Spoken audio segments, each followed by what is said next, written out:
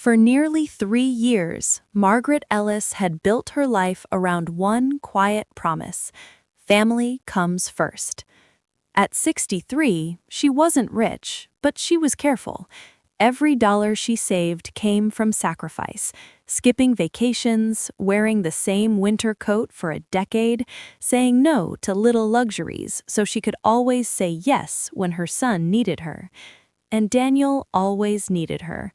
It started small: a phone call late at night. "Mom, I'm short on rent this month, just until I get my bonus." Margaret didn't hesitate. She transferred the money before he even finished thanking her.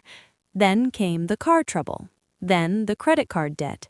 Then the temporary help with groceries. Each time Daniel promised, "This is the last time, Mom. I'll get back on my feet." Margaret believed him. She always believed him, because that's what mothers do.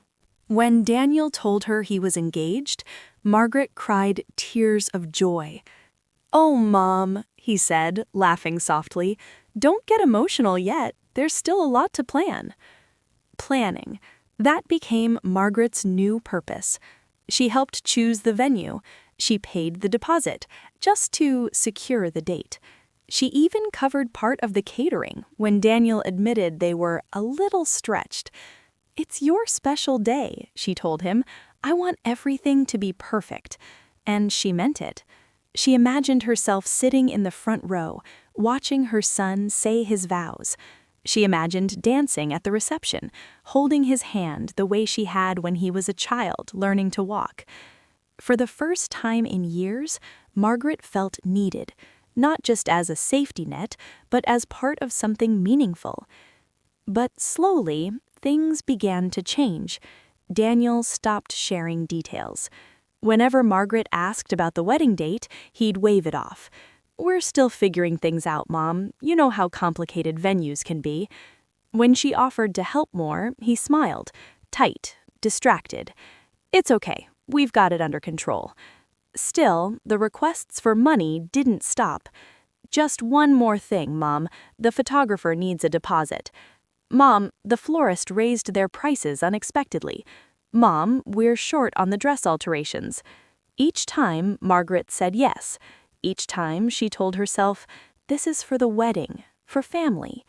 Then one quiet Sunday afternoon, everything changed.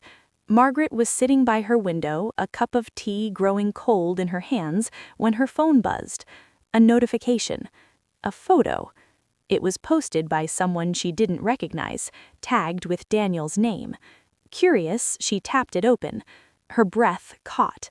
There was Daniel, standing under a canopy of white flowers, wearing a tailored suit she had never seen, smiling. Next to him stood his bride, radiant in a dress Margaret instantly recognized, the dress she had paid for. Her hands began to shake as she scrolled. More photos. Champagne glasses raised in celebration, a beautifully decorated hall filled with guests, laughter, dancing, toasts. And there, front and center, was the bride's entire family: parents, siblings, cousins, all smiling, all present, all included. Margaret searched every photo, her heart pounding harder with each swipe. She wasn't there. Not in the background, not in a reflection, not even a mention. Nothing. Her phone rang that evening. It was Daniel.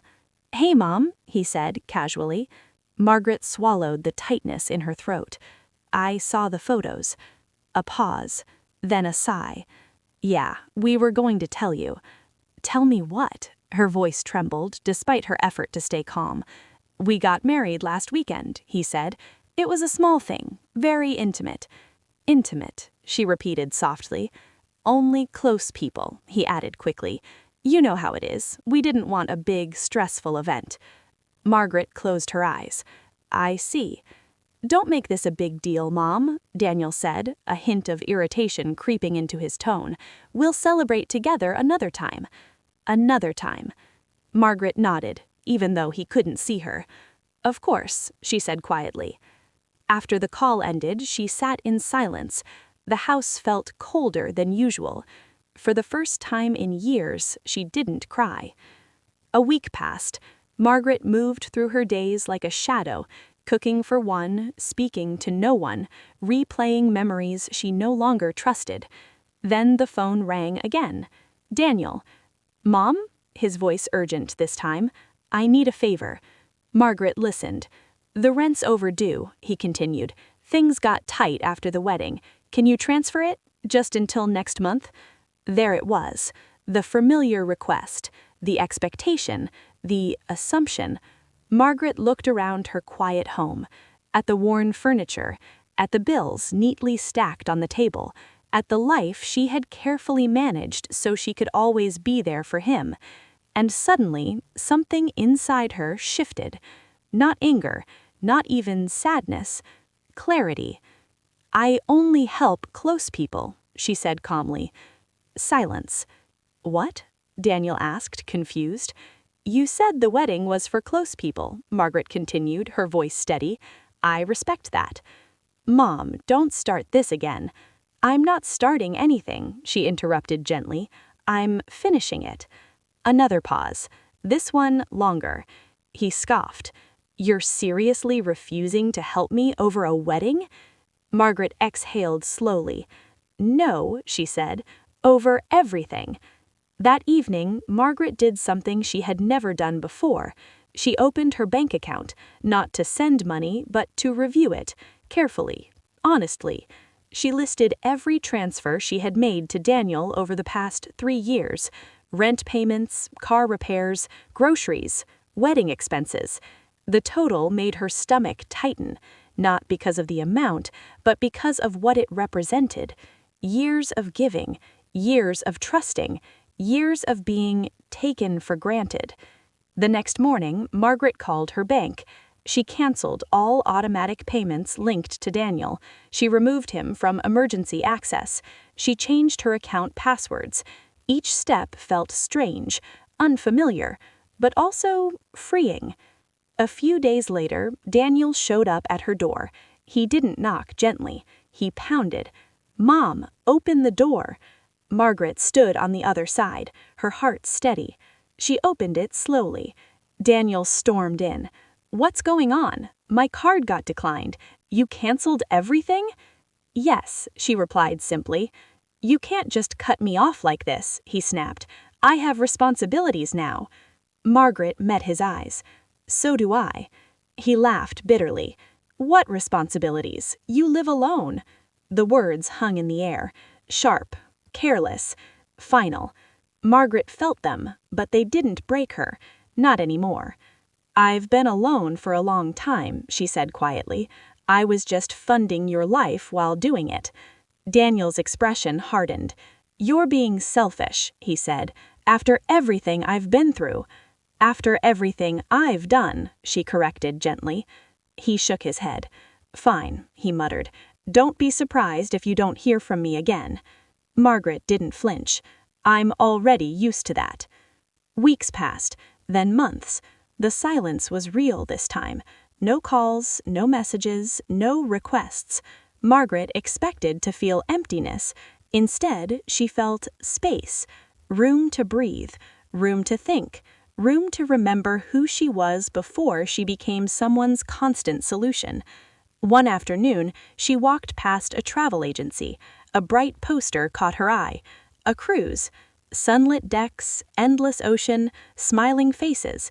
For a moment, she hesitated. Then she stepped inside. Booking the trip felt surreal. Margaret had never spent that much money on herself, not once.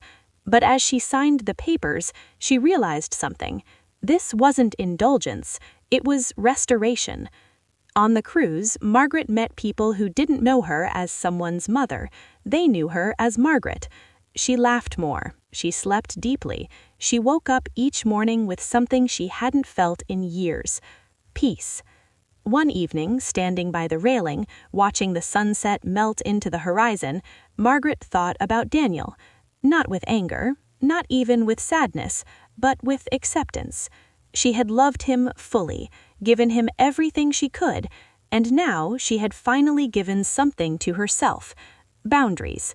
Months later, a message appeared on her phone. Daniel, "Hey Mom, can we talk?" Margaret read it. Then she set the phone down. She didn't rush to reply. She didn't feel obligated. For the first time, the choice was hers. She picked up her book, settled into her chair, and let the silence sit comfortably around her. Because she had learned something important. Love doesn't mean losing yourself. And sometimes, the most powerful word a mother can say isn't yes, it's enough.